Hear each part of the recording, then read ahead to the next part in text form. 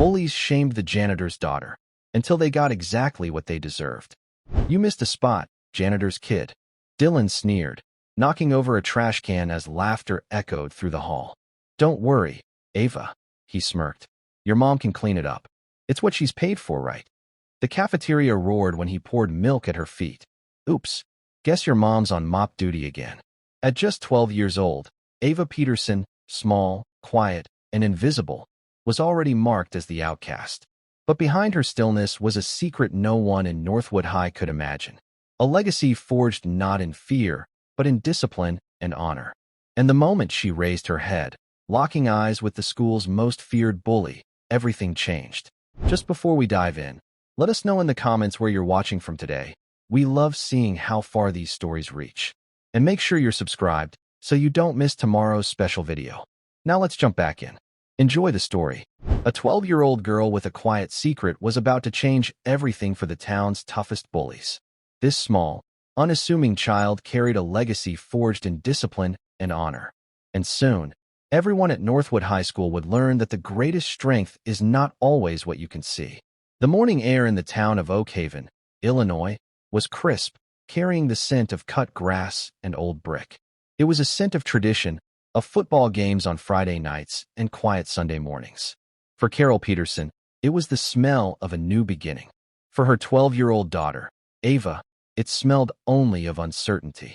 Northwood High School rose before them, a formidable building of red brick and tall, imposing windows that seemed to look down on them with judgment. Carol squeezed her daughter's shoulder, her work keys jingling softly. "It's going to be okay, sweetie," she said, her voice a mixture of hope and exhaustion. "It's a good school. You'll make friends." Ava looked from her mother's worn hands to the massive school doors. She was small for her age, a slip of a girl with fine, blonde hair tied back in a simple ponytail. Her eyes, a startlingly clear blue, took in everything with a quiet, watchful intensity that was unusual for a child.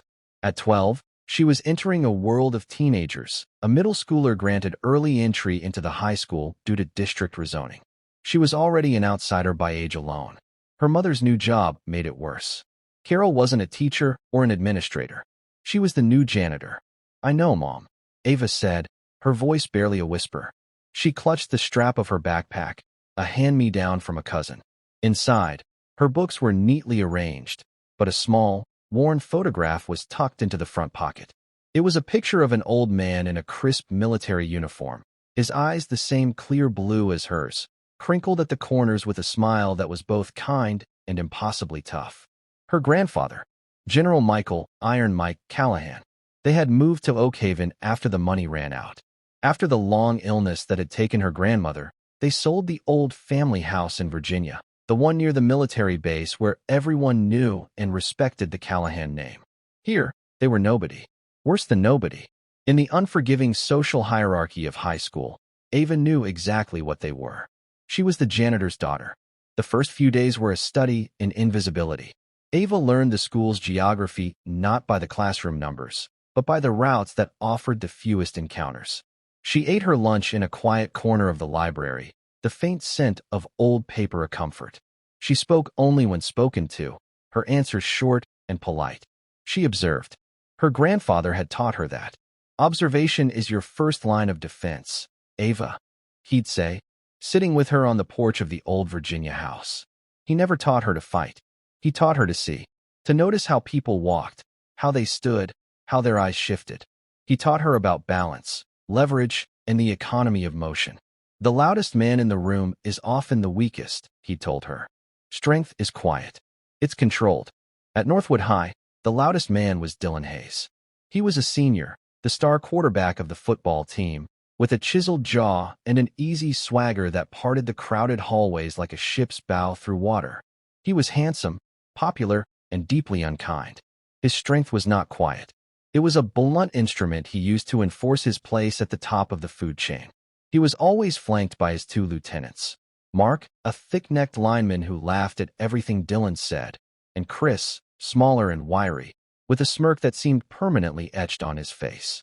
Ava first came to their attention on a Wednesday. She was walking past the cafeteria when Mark, with a clumsy, deliberate motion, knocked a full trash can over, its contents spilling across the polished floor. "Oh, man, what a mess," Mark boomed, looking directly at Ava. Dylan stepped forward, a mock-sympathetic look on his face. "Don't worry about it. I'm sure the help will get it." He winked at Ava. "Isn't that right? Your mom's on duty, isn't she?" Laughter rippled through the students nearby. Ava felt a hot flush of shame creep up her neck. Her gaze flickered to the spilled garbage, soda cans, half-eaten sandwiches, crumpled napkins. She saw her mother on her hands and knees later that day, her back aching, wiping it all up. Something cold and hard settled in Ava's stomach. She remembered her grandfather's words. "Control, Ava. Emotion is a weapon your enemy uses against you." She said nothing. She simply adjusted her backpack and walked away, the sound of their laughter following her down the hall. The next day, it escalated. Ava was in the lunch line when she felt a shove from behind. She stumbled, catching herself on the counter. "Watch it, little kid," Chris sneered. "This line is for high schoolers. She's allowed to be here." A girl in front of her mumbled, not quite daring to look at Chris. Dylan appeared, placing a heavy hand on Chris's shoulder. Now, be nice. She's special. She's the daughter of our very own cleaning lady. We should show her some respect." He leaned in close to Ava, his voice dropping to a conspiratorial whisper. "Tell me, does the smell of bleach ever wash off?" This time, Ava looked up, her clear blue eyes meeting his. She didn't flinch. She just watched him, her expression unreadable. Her stillness seemed to unnerve him for a fraction of a second. It was like looking at a placid lake, with no hint of the depths beneath. He recovered quickly, letting out a short, harsh laugh. He picked up a carton of milk from her tray, opened it, and poured it onto the floor at her feet. "Oops," he said, his voice dripping with false sincerity. "Clumsy me. Don't worry, I'm sure your mom can handle it. It's what she's paid for, right?" The entire cafeteria had gone quiet. Everyone was watching. Teachers were at the far end of the room, distracted. No one moved to intervene. Ava looked down at the puddle of milk spreading around her shoes. She felt the familiar anger, cold and sharp, but this time, something else rose with it, a quiet resolve. Her grandfather had taught her about strategic retreats, but he also taught her about holding the line. "There comes a time," he had said, "when you cannot give another inch, because if you do, you will lose more than just ground. You will lose yourself." This was that time. She slowly raised her head, her eyes locking onto Dylan's.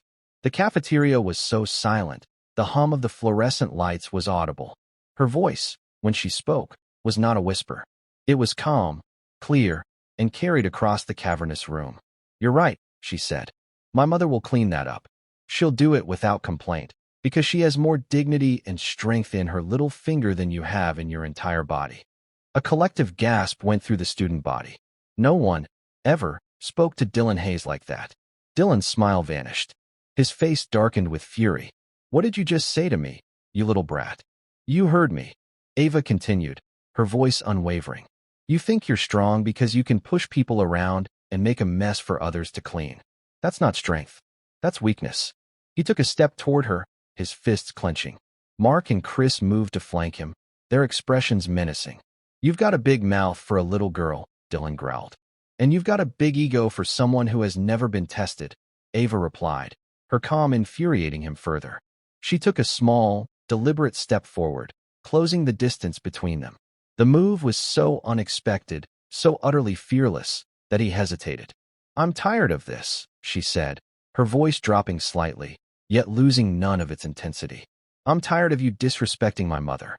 I'm tired of you thinking you can do whatever you want." She paused, letting the weight of her words settle in the silent room. "So let's settle it. After school. In the parking lot behind the gym. Just you and me." She looked from his face to his clenched fists. "No friends. No audience. We'll find out who's really weak." The challenge hung in the air, audacious and unbelievable. A 12-year-old girl, who barely reached Dylan's chest, had just challenged the king of the school to a fight. A wave of murmurs and whispers broke the silence. Dylan stared at her, his face a storm of disbelief and rage. He saw the challenge as the ultimate insult, an act of defiance so profound he couldn't ignore it. He leaned down until his face was inches from hers. "You have no idea what you've just done," he hissed. "You want to fight? You've got it. I'm going to enjoy teaching you a lesson. The lesson won't be for me. Ava said, her blue eyes as cold and steady as ice. She turned, picked up what was left of her lunch tray, and walked to the trash can, dumping it with a steady hand.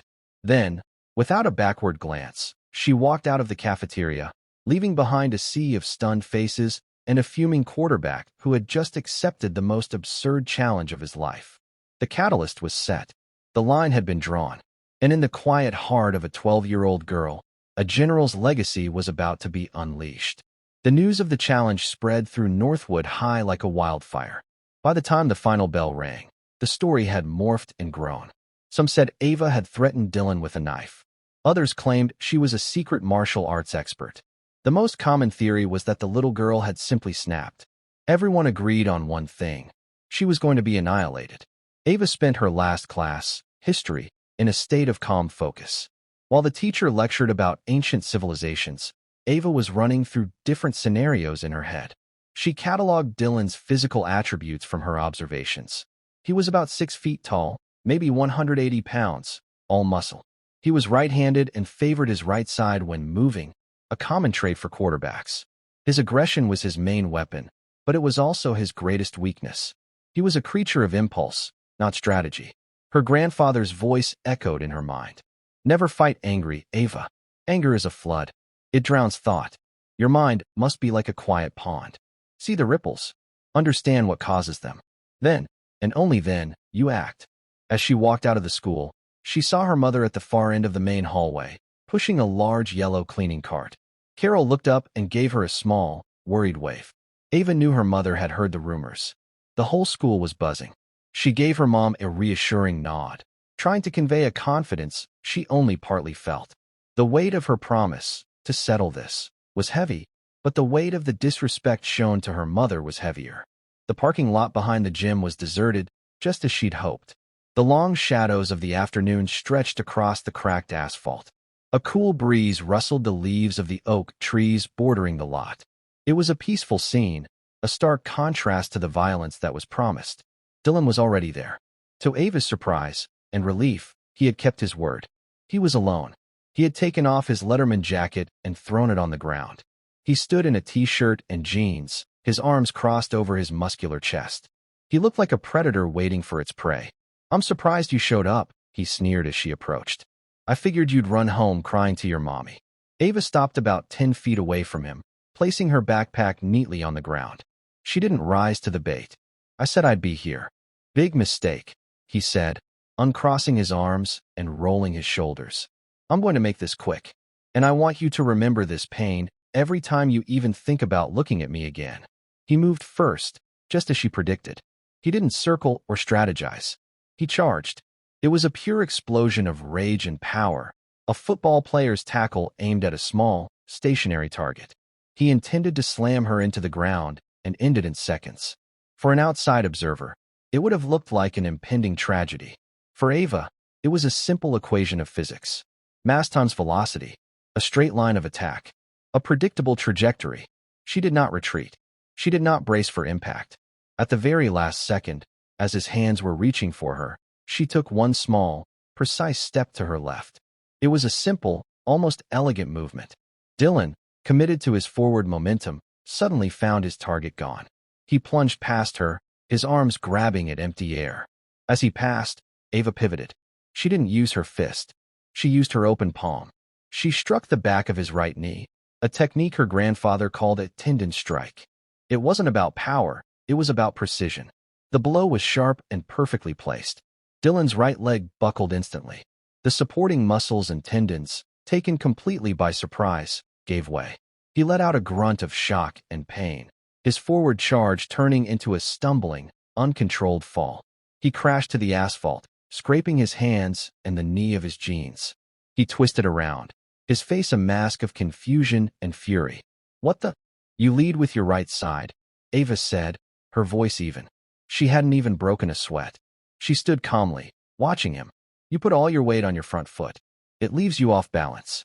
The explanation only enraged him more.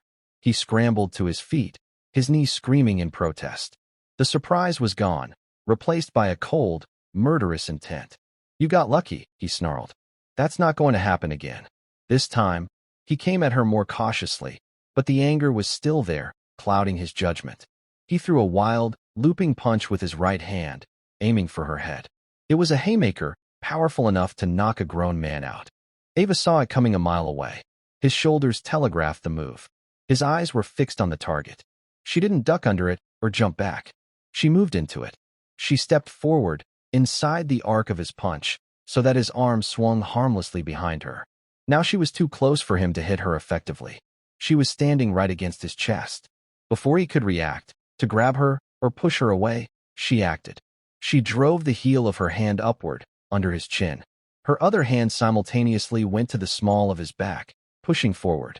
It was a perfect application of leverage. His head was forced back, and his spine was forced to arch. His center of gravity was completely compromised. For a terrifying second, he was balanced on his heels, his body forming an unnatural backward C. Then, gravity took over. He fell backward with a heavy thud that knocked the wind out of him. His head hit the pavement, not hard enough to cause serious injury, but enough to daze him, to send a jarring shock through his skull. Stars exploded behind his eyes. He lay there, gasping for breath, the world spinning. He couldn't understand what was happening. This tiny girl moved like smoke. She didn't hit him with power, but with a kind of surgical precision that took his own strength and used it as a weapon against him. Ava stood over him, her shadow falling across his face. There was no triumph in her eyes, no anger. There was only a quiet sadness. "It's over, Dylan," she said softly. He tried to push himself up, but his body wouldn't obey. His knee throbbed, his head swam, and his pride was shattered into a million pieces. He looked up at her, at this impossible child, and for the first time, he felt a sliver of fear. Who are you?" he choked out. Ava knelt beside him, not as a victor, but as a teacher addressing a student. "My name is Ava Peterson. My mother is Carol Peterson, the woman you and your friends have been tormenting." She paused, letting that sink in. "And my grandfather was General Michael Callahan," she continued, her voice filled with a quiet pride. "He spent 50 years serving this country. He fought in 3 wars. He taught me that a person's worth has nothing to do with their job, or their size, or how loud they can shout. It has to do with their character, with their honor." She looked at him, her blue eyes searching his. "He also taught me that true strength is about control. I haven't seriously hurt you, Dylan. I could have. The strike to your knee could have torn a ligament. The fall could have given you a concussion. I controlled the outcome. That is strength." Dylan just stared, speechless. The name General Callahan didn't mean much to him, but the way she spoke, the absolute authority in her voice, held him captive. "This is your one and only warning," Ava said, her voice turning firm. "You will leave my mother alone. You will leave me alone. You will stop bullying other students. You will find a better way to feel strong." She stood up and walked over to her backpack, slinging it over her shoulder. "If I see you or your friends bothering anyone again, our next conversation will be very different, and I won't be as careful." She turned and walked away, her small frame silhouetted against the setting sun. She didn't look back. She didn't need to. The lesson had been delivered. Dylan lay on the cold asphalt for a long time, the physical pain in his knee and head slowly being replaced by a deeper, more profound ache. He had been utterly and completely defeated, not by fists, not by rage, but by a quiet, controlled precision he couldn't even begin to comprehend. The king of Northwood High had been dethroned by a 12-year-old girl in an empty parking lot, and the foundation of his entire world had crumbled beneath him. The silence in the aftermath of the confrontation was more potent than any rumor. Dylan didn't tell anyone what happened. He couldn't. How could he explain that a girl half his size had dismantled him in under a minute without throwing a single punch? He limped into school the next day, blaming a pulled muscle from football practice. He was sullen and withdrawn. When his friends, Mark and Chris, tried to joke about the little janitor's kid, he shot them a look so venomous they immediately fell silent. Ava, for her part, returned to her quiet routine. But something had changed. The space around her in the hallways seemed to widen slightly. Students would watch her, their eyes filled with a mixture of awe and confusion. They didn't know what had happened, but they knew that Dylan Hayes, the untouchable titan of their school, was now avoiding a 12-year-old girl. The power dynamic of Northwood High had been fractured, and no one knew what would come next. The story, however, did not stay buried. A teacher, Mr. Albright, a history teacher who was also a veteran, had seen the end of the confrontation from his classroom window. He hadn't seen the fight itself, but he had seen Dylan on the ground and Ava walking away. He also heard her mention her grandfather's name. General Michael "Iron Mike" Callahan was a legend in military circles, a figure of immense respect. Curiosity piqued, Mr. Albright did some research. He confirmed that Carol Peterson was indeed General Callahan's daughter-in-law, and Ava was his only grandchild. The next day, he asked Ava to stay after class. "Ava," he began gently, "I don't want to pry, but I overheard you mention your grandfather's name yesterday. Was that General Michael Callahan?" Ava nodded, her guard slightly up. "Yes, sir." Mr. Albright leaned back in his chair, a look of deep admiration on his face. "I served for 10 years. Your grandfather, he was a hero. His doctrines on tactical discipline and de-escalation are still taught today. He believed the greatest weapon was a calm mind." Ava's shoulders relaxed. For the first time at this school, she felt seen. "He taught me a few things," she admitted. "I have no doubt," Mr. Albright said with a knowing smile. "I also know that Dylan Hayes has been making life difficult for many students here, yourself included. Whatever happened yesterday, it seems to have had an effect. But I want to offer you some advice, soldier to soldier, so to speak." He leaned forward, his expression serious. "A victory on the battlefield is only the beginning. Winning the peace is the harder part. People are watching you now, Ava. Some are scared, some are impressed. What you do next will define who you are here." His words resonated with Ava. She had won the confrontation, but now what? She had only wanted to be left alone, to protect her mother. But Mr. Albright was right. Her actions had created a power vacuum, and a new kind of challenge was emerging. It began subtly. A freshman boy, who was constantly harassed by older students for his stutter, approached her in the library. He placed a book on her table and whispered, "Thank you," before hurrying away. A girl who was often the target of mean-spirited gossip about her clothes gave Ava a small, shy smile in the hallway. They saw her not as a fighter, but as a symbol. She had stood up to the biggest bully and won. She represented hope. The first real test of her new role came a week later. A group of students from the wrestling team had taken to claiming a particular section of the cafeteria, shoving away anyone who tried to sit there. Their leader was a boy named Kevin, who was almost as arrogant as Dylan, but without the charisma. Ava was eating her lunch when she saw Kevin and his friends push a younger boy, sending his tray clattering to the floor. The boy, mortified, scrambled to pick up the mess as Kevin's group laughed. It was a scene painfully similar to the one that had started it all. Ava felt a familiar stirring of anger, but she tempered it with her grandfather's wisdom. Assess the situation. What is the objective? The objective was not to fight Kevin. It was to stop the bullying and restore order. She finished her lunch, packed her bag, and walked over to the table. Kevin and his friends tensed as she approached. "This is our table, kid. Get lost," one of them grunted. Ava ignored him and spoke directly to Kevin, her voice quiet but firm. "You have a lot of strength, all of you," she said, gesturing to the group. "You could use it to be the best wrestling team in the state. Or you can use it to push around kids who are smaller than you." Kevin scoffed. "And who are you to tell us what to do?" "Nobody," Ava said honestly. "But I know what it looks like when people are afraid. And I know strength that's used to create fear isn't strength at all.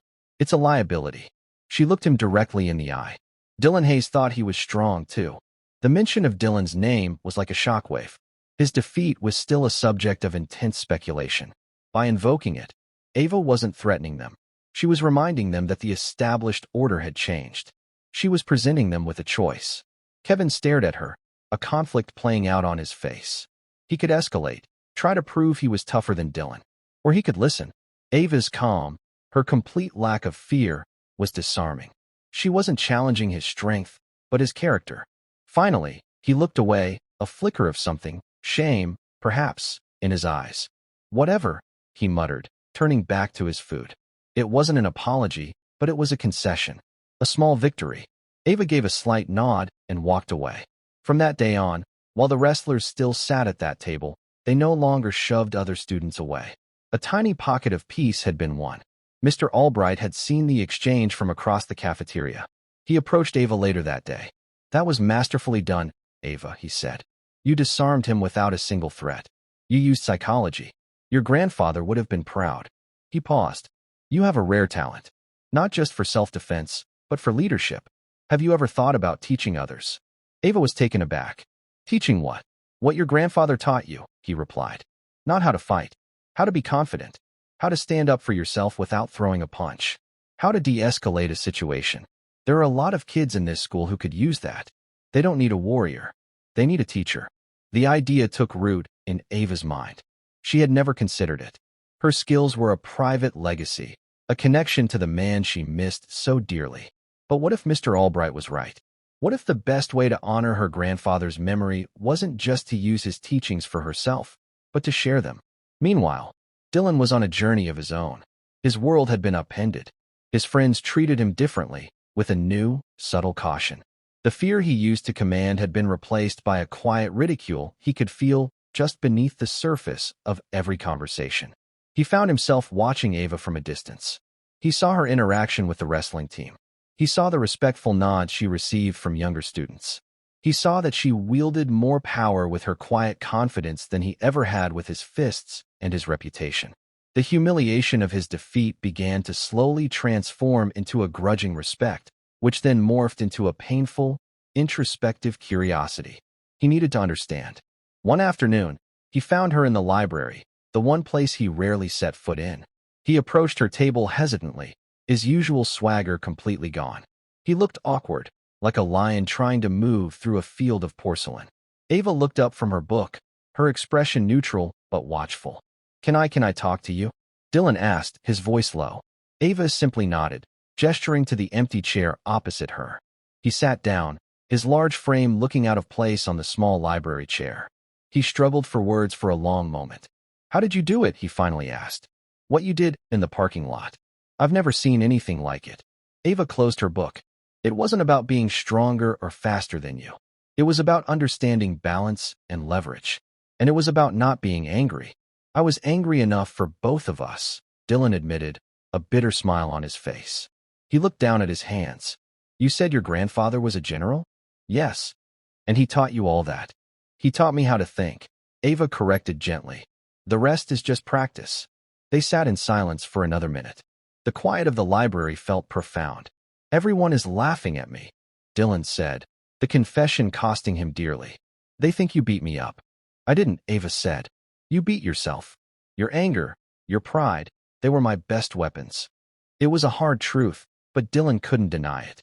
He looked up, his eyes meeting hers, and for the first time, she saw something other than arrogance in them. She saw a flicker of genuine confusion, of a boy who had built his entire identity on a foundation of sand and had just watched the tide come in. Could you teach me? He asked, the words barely a whisper. Ava was stunned. Of all the possible outcomes of their confrontation, this was the one she had never, ever imagined. The bully was asking his victim to become his mentor. It was a moral challenge, a twist she didn't see coming. Her grandfather's voice returned to her. The greatest victory is not to defeat an enemy, but to change him. She looked at Dylan, truly looked at him, and saw not just the bully, but the lost kid underneath. She made a decision. I'm thinking of starting a club, she said slowly. With Mr. Albright. It's not about fighting. It's about discipline, control, situational awareness. For anyone who wants to learn. She held his gaze. It will be difficult. You'd have to start from the beginning. You'd be just another student. No special treatment. Can you handle that? A long moment passed. The old Dylan would have stormed out, insulted. But the boy sitting before her was different. He had been humbled. He had been broken down and was looking for a new way to build himself back up.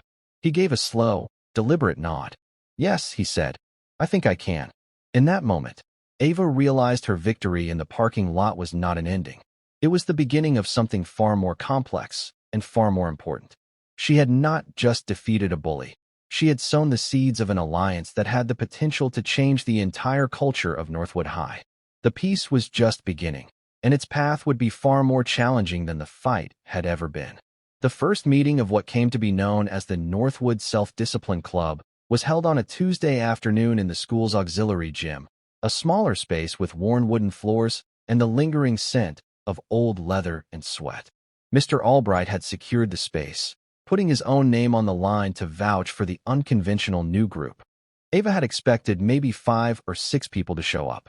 Mr. Albright had put up a small, discreet flyer that read, "Learn situational awareness, de-escalation, and self-control. All are welcome." He had deliberately avoided words like defense or martial arts. 22 students came. They were a motley crew, a cross-section of the school's social strata. There was the freshman boy with the stutter who had thanked Ava in the library. There were a couple of girls who were known targets of gossip and online bullying. There were quiet, studious kids from the honors program and a few athletes from the track team who were curious. And then, standing awkwardly by the door, was Dylan Hayes. His presence sent a ripple of murmurs through the room. He was wearing simple gym shorts and a t-shirt, no Letterman jacket, no swagger. He looked like a guest at a party where he didn't know anyone. His old friends, Mark and Chris, were nowhere to be seen. They had laughed in his face when he'd told them he was going. "You're going to let that little girl teach you? You're pathetic," Chris had sneered. For the first time, Dylan hadn't risen to the bait. He just walked away. Ava stood in the center of the gym with Mr. Albright. She wore simple sweats, her blonde hair tied back. She looked even smaller in the large, open space. She waited for the room to quiet down, her patience a tangible force. When all eyes were on her, she began. "Thank you for coming," she said, her voice clear and carrying easily. "This isn't a self-defense class. I'm not going to teach you how to fight. If you want to learn how to fight, join the wrestling team or a karate dojo. I'm going to teach you how not to fight." She paused, letting that sink in. "My grandfather used to say that most fights are lost before a single punch is thrown," she continued. "They're lost because of ego, or fear, or anger. They're lost because you weren't paying attention to your surroundings. We're going to work on the things that happen before a fight. We're going to work on control. Control of yourselves, and control of the situation." Mr. Albright stepped forward. "The first lesson is awareness. Most of us walk around in a bubble. We're looking at our phones, listening to music, lost in our own thoughts. We're easy targets. Your first task is to learn to see." For the next hour, they didn't do a single physical exercise. Instead, Mr. Albright and Ava led them through a series of observation drills. They had to close their eyes and describe the room in detail. The number of windows, the color of the mats stacked in the corner, the scuff marks on the floor. They worked in pairs, observing each other for 30 seconds, then turning around and trying to list 5 things about their partner's appearance. It was surprisingly difficult. Students who had been in the same classes for years couldn't remember the color of each other's eyes. Dylan, paired with the shy freshman boy, found himself struggling. He was used to being the center of attention, not paying attention to others. He fumbled through his description, feeling a flush of embarrassment.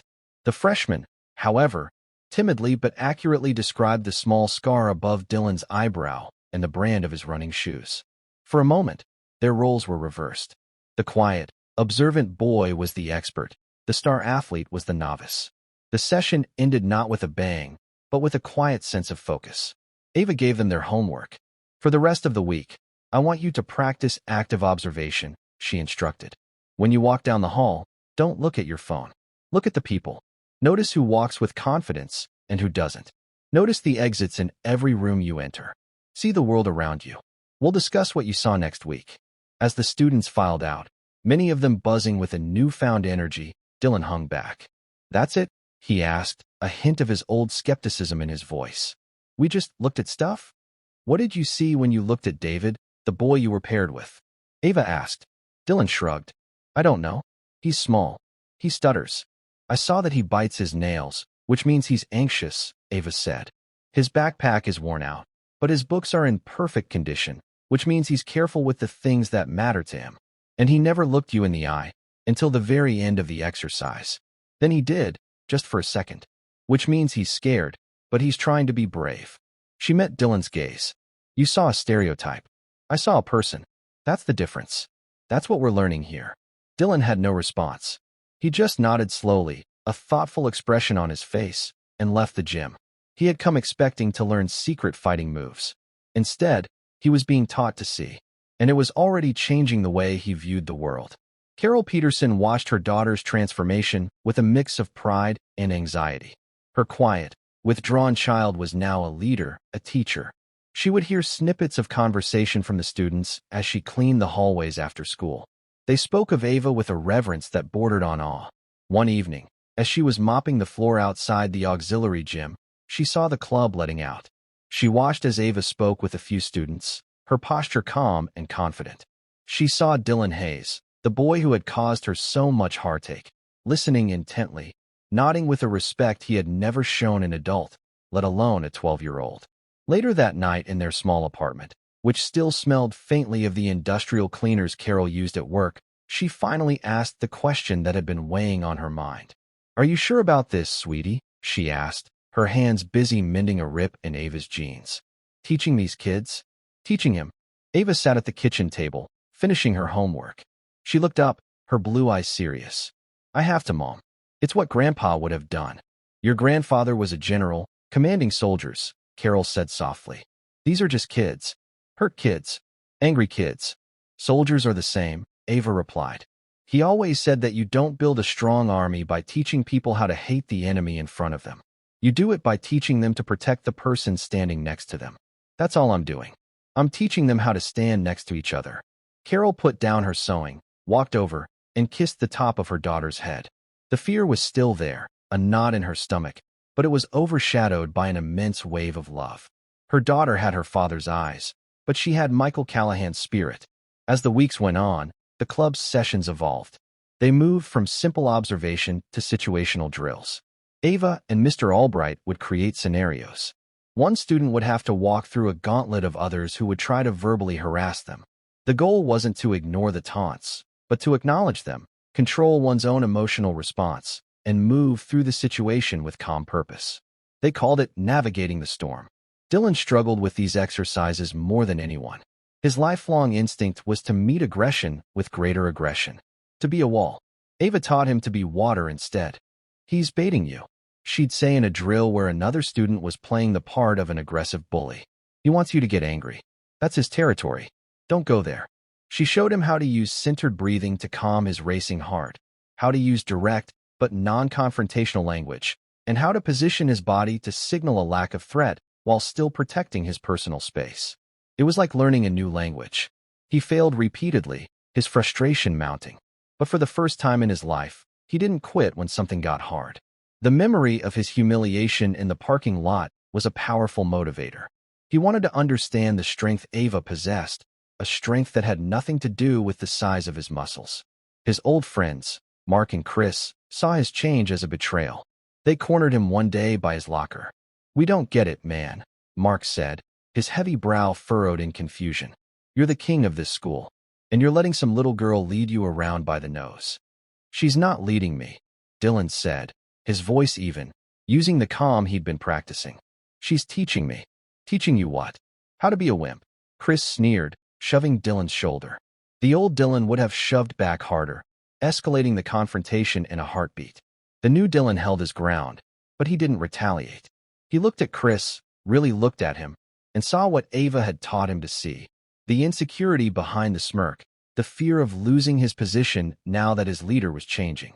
"No," Dylan said calmly. "She's teaching me that I don't have to shove people to feel strong." He closed his locker and walked away, leaving them standing there, speechless and confused. It was a bigger victory than any fight he had ever won. He had navigated his own storm. The club's real test, however, came from outside the school walls.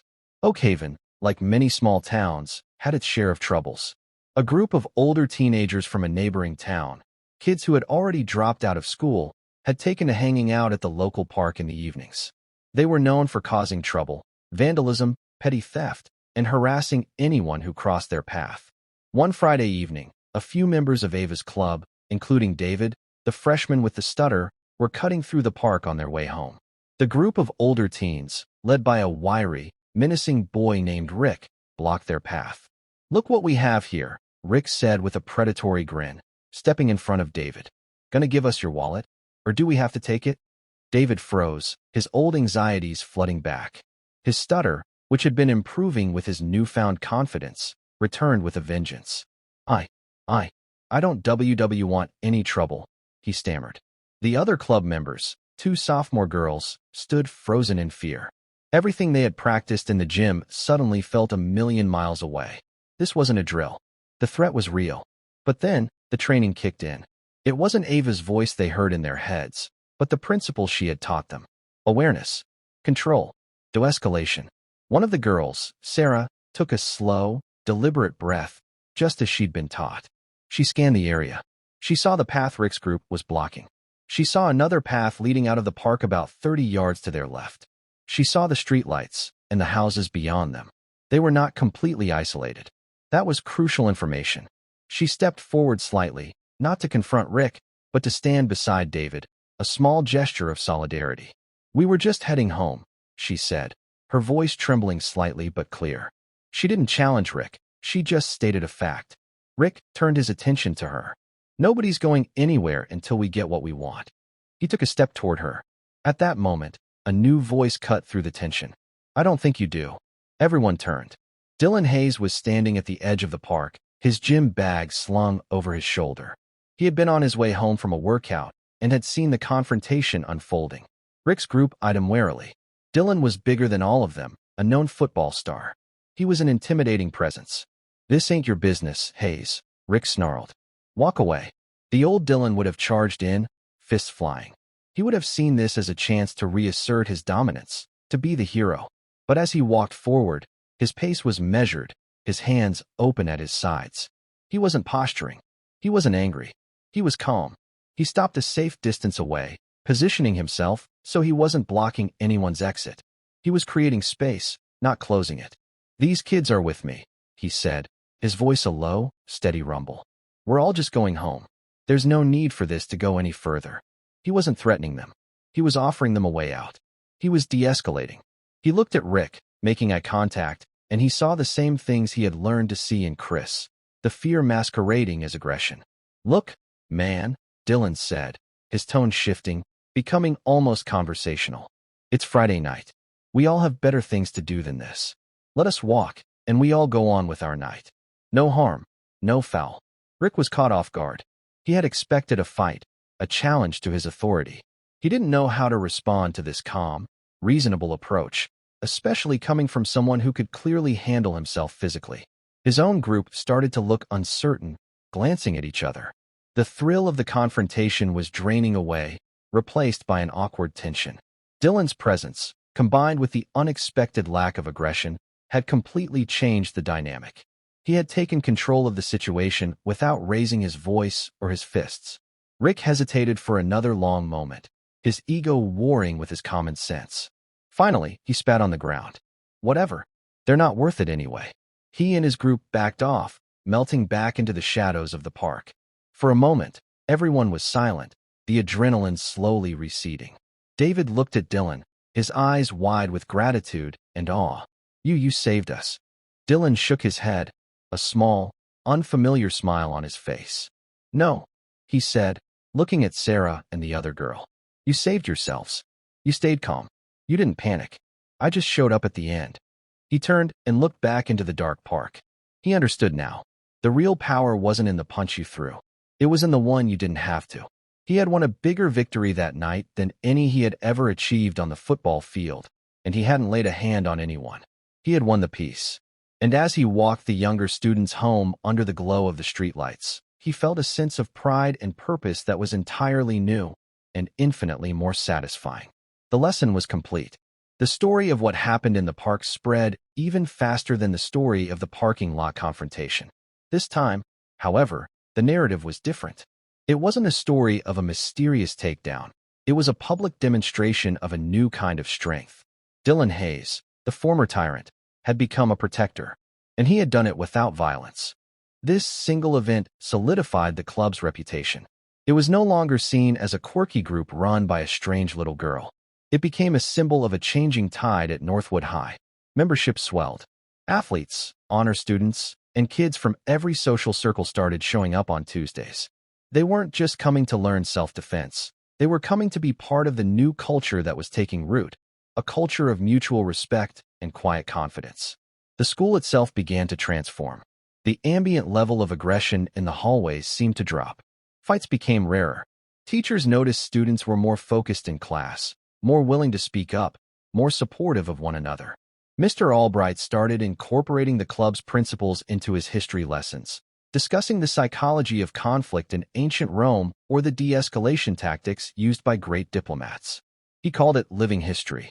Dylan, once the enforcer of a brutal social hierarchy, became its unlikely guardian of peace.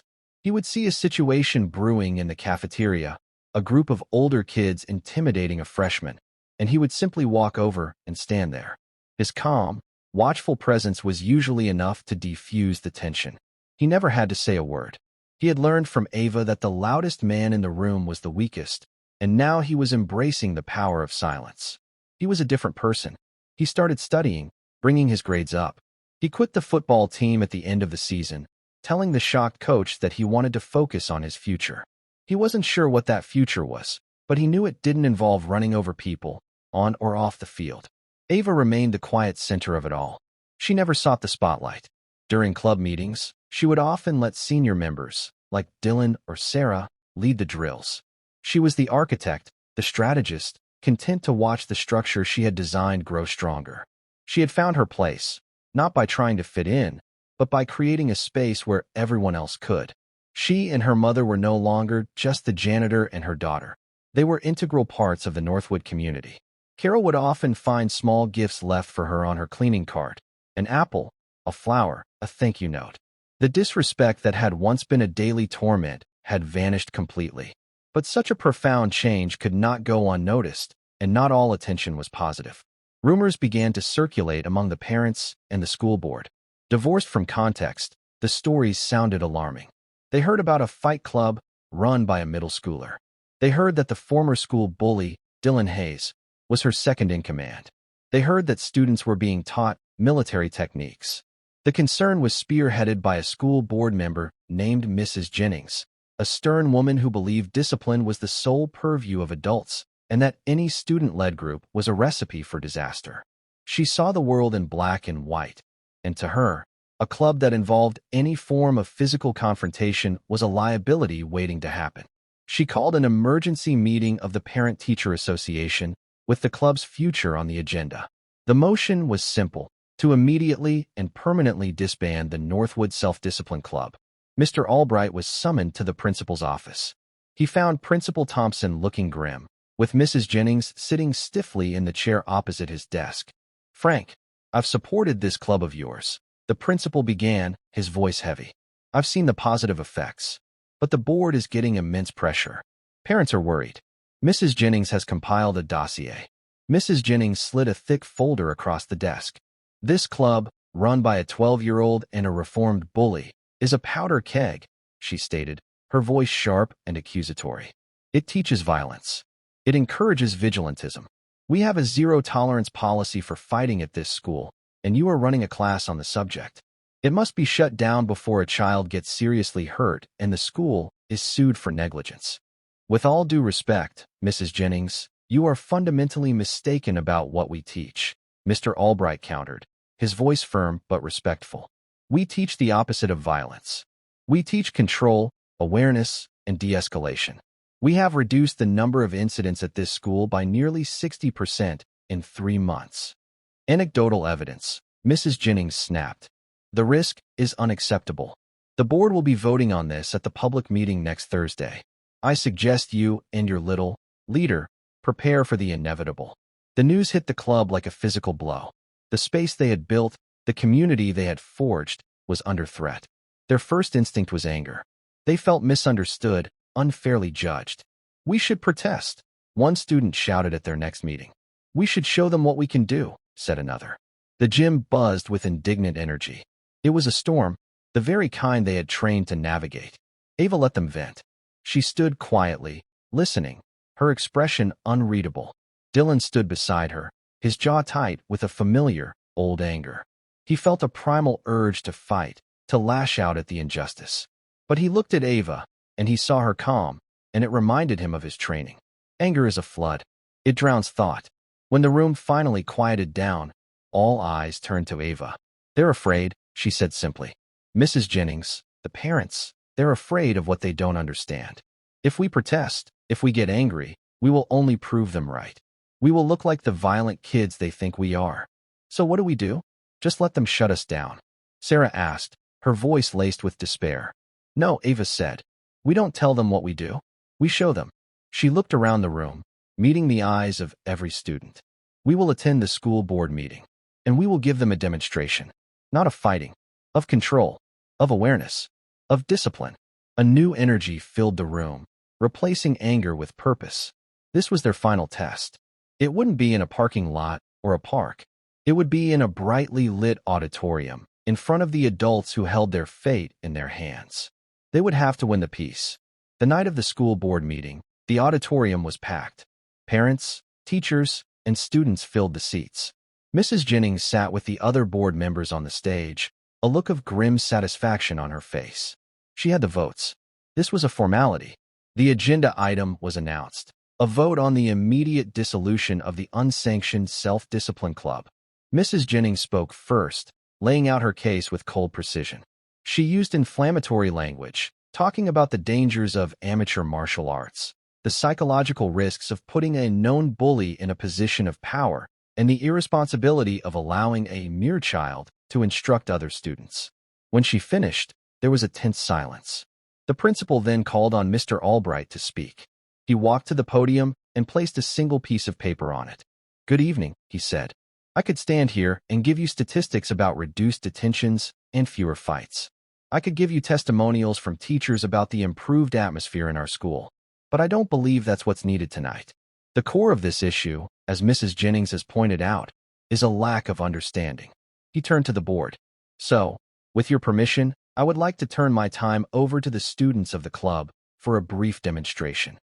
Mrs. Jennings started to object, but the board chairman, a thoughtful man named Mr. Henderson, motioned for her to be silent.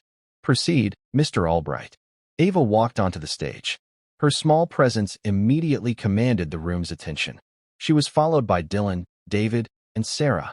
"My name is Ava Peterson," she began, her voice steady and clear, amplified by the microphone. "We're not going to show you how to fight. We're going to show you how we think." For the next 15 minutes, they recreated the exercises from the club. They started with the observation drills. Sarah stood with her back to the audience, and Ava asked them to shout out questions. "What color are her shoes? Is she wearing a watch?" The audience, like the students on their first day, fumbled. Sarah then turned around, and David, with a new, clear voice, described 5 precise details about a man in the third row, down to the brand of his pen. The point was made. They were learning to see. Then came the de-escalation drill. Dylan stood in the middle of the stage. "I need a volunteer," Ava said, "someone who can pretend to be very angry and aggressive." After a moment of hesitation, a father from the audience, a large, burly man, volunteered. "I can do that," he said, a skeptical look on his face. He got on stage and squared off with Dylan. "Okay, kid, let's see what you've got."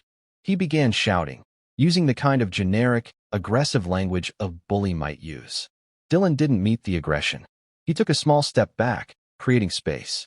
He kept his hands open, non-threatening. He made eye contact, but he didn't glare.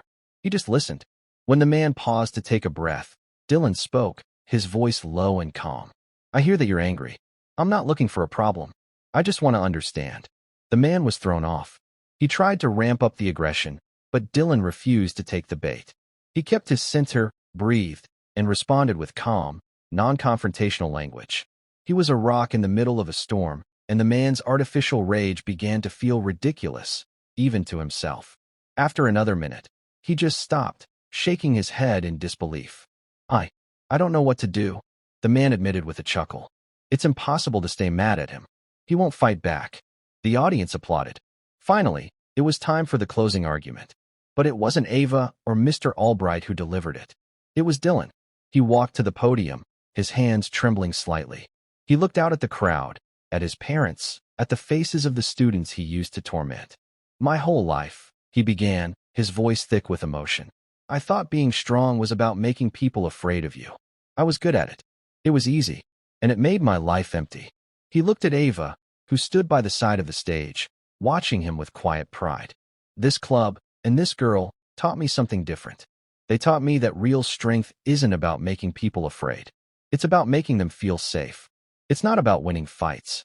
It's about stopping them before they ever start." "Mrs. Jennings, you're right. I was a bully, and I'm sorry for it. But this club is not what made me a bully. It's what's helping me become a better man." He stepped back from the podium. The auditorium was completely silent for a moment, and then, it erupted. The applause was thunderous, a wave of support that washed over the stage. It wasn't just for the demonstration. It was for the raw, honest courage they had just witnessed.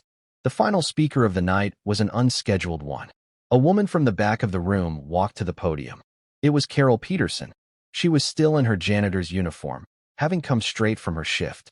"I'm Ava's mother," she said, her voice soft but resolute. "I don't know about military tactics or school board policies, but I know my daughter, and I know this school. A few months ago, I came to work every day feeling invisible, feeling ashamed. My daughter felt the same way. We were the help. People looked through us." She looked at the students from the club, who were watching her with tears in their eyes. "Now, when I walk the halls, students say hello to me. They ask me how my day is. They hold doors for me. This school has become a community. It has become a kind place. That is not a liability. That is a miracle. And it's a miracle that my daughter and Mr. Albright and all these wonderful kids created. Please," she looked at the board, her voice breaking slightly, "please don't take that away." She walked back to her seat. The vote was a mere formality now. The motion to disband the club was defeated unanimously. The motion to officially recognize and fund it was passed unanimously. In the aftermath, Mrs. Jennings approached Mr. Albright and Ava. Her stern expression had softened. "I was wrong," she said simply. "I misunderstood. What you are doing here is remarkable." The story of Northwood High and its unusual club became a model for the district and then for the state. But for Ava, the greatest victory was quieter. It was in the confident way David now spoke, free of his stutter. It was in the easy friendship she now shared with Dylan. Most of all, it was in the proud, happy smile on her mother's face.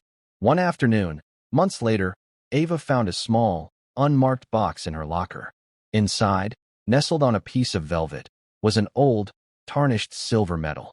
It was a Carnegie Medal awarded for heroism. A small, engraved plaque on the back read, "To General Michael Callahan, for courage in the face of conflict." 1968. Pinned to the velvet was a short, handwritten note. "My grandfather received this a long time ago. He said a true hero doesn't seek conflict, but has the courage to stand for peace. I think he would have wanted you to have it. DH." Ava closed the box, a lump in her throat. Her grandfather's legacy was safe. It wasn't just a memory kept in an old photograph. It was alive and well, breathing in the hallways of Northwood High, in the hearts of the students who had learned that the greatest strength, the only strength that truly mattered, was the quiet, unshakable strength of character. The janitor's daughter had cleaned up more than just the floors of the school. She had cleaned up its soul. And that's where we'll end the story for now. Whenever I share one of these, I hope it gives you a chance to step out of the everyday and just drift for a bit. I'd love to know what you were doing while listening.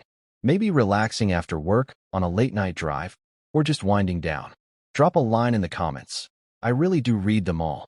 And if you want to make sure we cross paths again, hitting like and subscribing makes a huge difference. We are always trying to improve our stories, so feel free to also drop your feedback in the comment section below. Thanks for spending this time with me.